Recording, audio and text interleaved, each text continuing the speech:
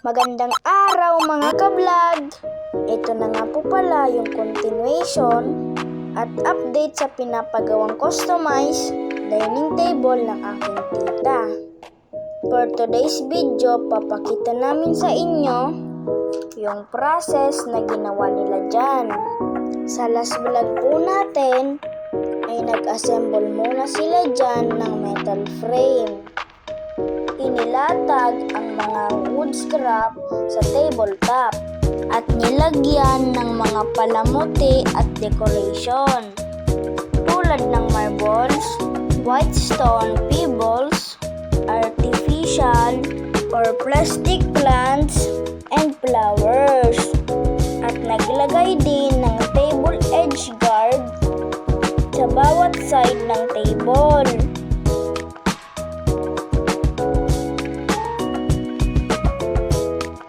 Nag-mix sila dyan ng liquid resin at hardener.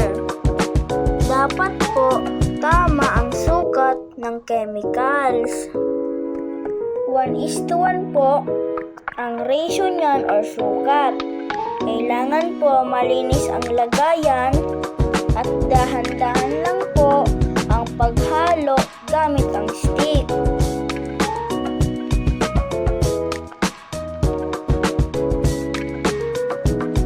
Si tita nga po pala ay sobrang hands-on sa paggawa niyan. Kasi gusto niyang masiguradong maganda at successful ang kalalabasan ng dining table niya.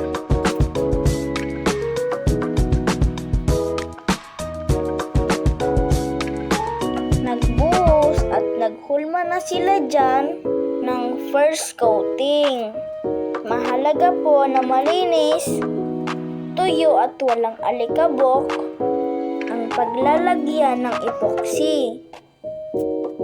Kailangan po dahan-dahan lang ang pagbuhos para masiguradong walang mamuong mga bula or bubbles.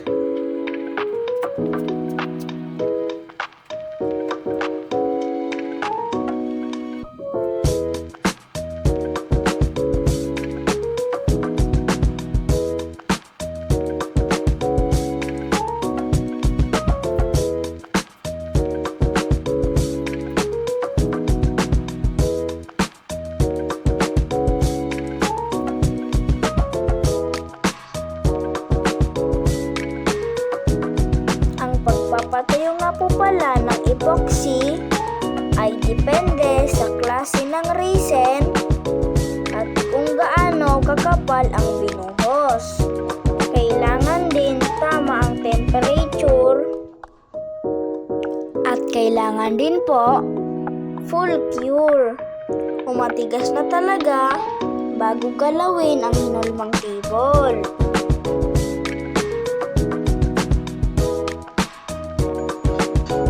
Natuyo na yan at tinanggal ang mga pangharang at panghulma.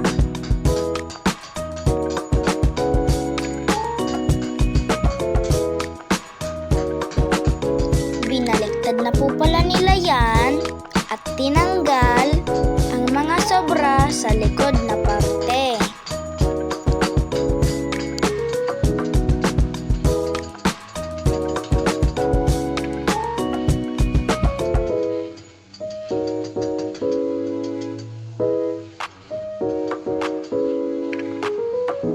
Niliya at binaliktad ulit para lagyan naman ang pinaka-top ng table para sa final coating ng epoxy resin at hinayaan matuyo.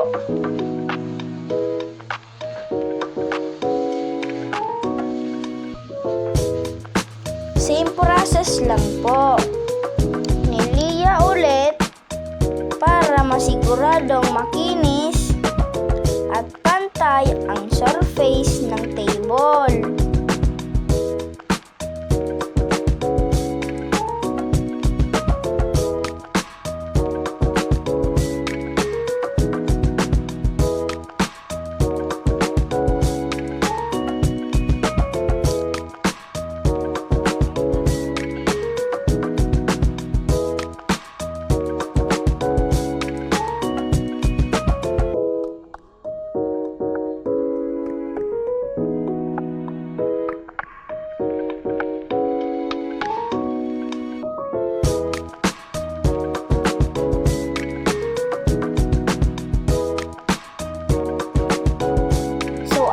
po, after ng matagal na process, sa wakas, natapos na din ang table ni tita. O diba, kita nyo naman sobrang ganda na?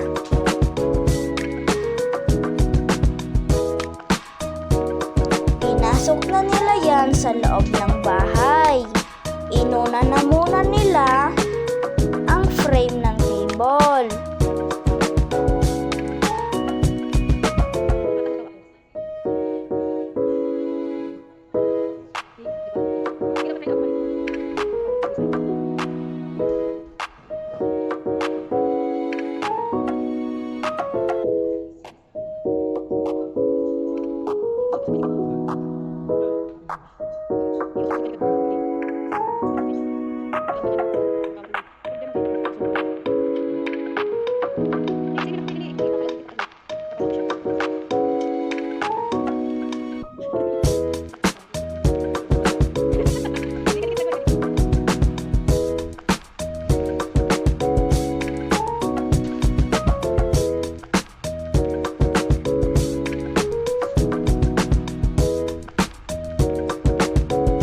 Wow, ang ganda diba? Aesthetic!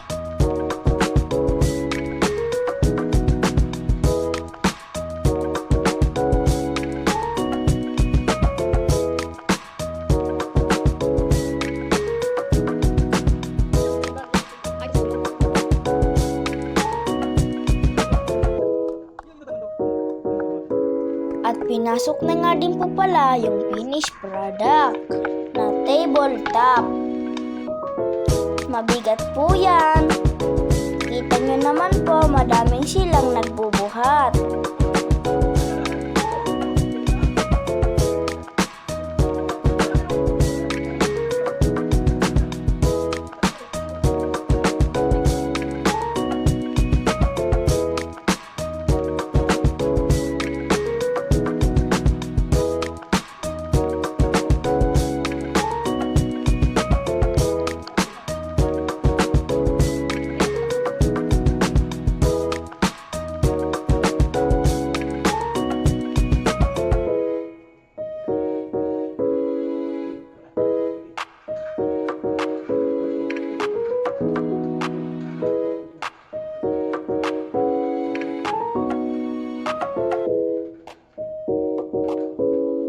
Inayos na nila yan para malagyan na ng screw ang table para hindi maging sturdy at magalaw.